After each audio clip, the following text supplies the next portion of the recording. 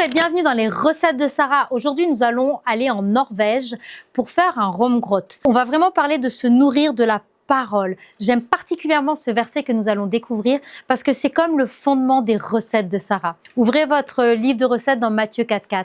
L'homme ne vivra pas de pain seulement, mais de toute parole qui sort de la bouche de Dieu. Ce verset nous enseigne que la nourriture spirituelle est tout aussi essentielle que la nourriture physique, voire même plus.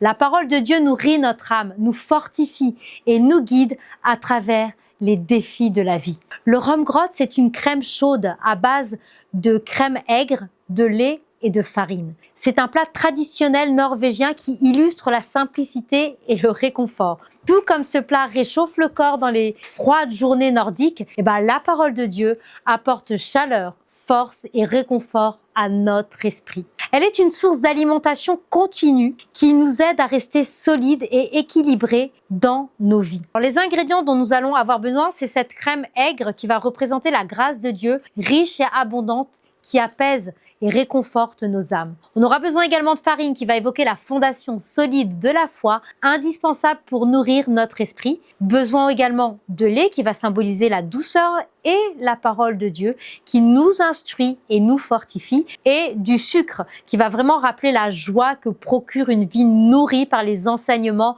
divins. Et on peut rajouter de la cannelle comme garniture qui va représenter le parfum agréable de la sagesse, ajoutant une touche de profondeur à notre cheminement spirituel. Alors pour préparer notre dessert, nous allons avoir besoin de mélanger avec la farine la crème aigre dans une casserole. Ce mélange rappelle que nous devons incorporer la parole de Dieu dans chaque aspect de notre vie quotidienne. Ajoutez progressivement le lait en remuant constamment. Cela symbolise la manière dont la parole nous transforme et nous enrichit progressivement dans notre foi. Maintenant, on va faire chauffer doucement jusqu'à obtenir une consistance assez lisse mais réconfortante. Parce que ce processus illustre la patience nécessaire pour assimiler et méditer la parole de Dieu. Il faut servir chaud avec du sucre et une pincée de cannelle. Cela va vraiment nous enseigner que les fruits de la parole apportent de la douceur et sagesse à ceux qui goûtent. Il faut reconnaître que la parole, c'est vraiment une source inépuisable de force et de guidance. Elle est là pour nous accompagner et nous donner le courage de faire face à toute situation. Bon, soyons honnêtes, il y a des moments où négliger cette nourriture essentielle arrive.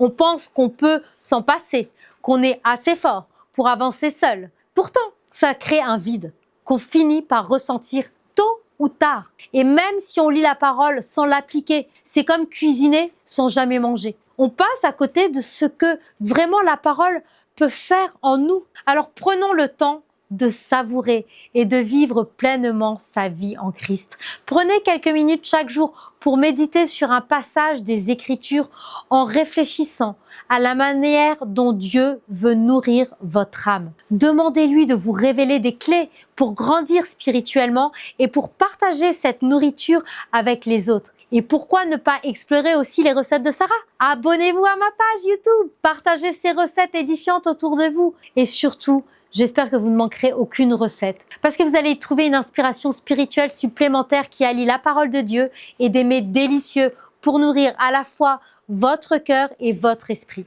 Cette recette norvégienne, le romgrot, nous rappelle que tout comme notre corps a besoin de nourriture pour survivre, notre âme a besoin de la parole de Dieu pour prospérer, mais pour l'éternité. En nous nourrissant régulièrement de ses enseignements, nous trouvons la force et le réconfort nécessaires pour affronter chaque jour, quelles que soient les tempêtes que nous rencontrons dans notre vie. Alléluia! Alors je vous dis à très bientôt dans les recettes de Sarah pour une vie restaurée et épanouie. Que Dieu vous bénisse!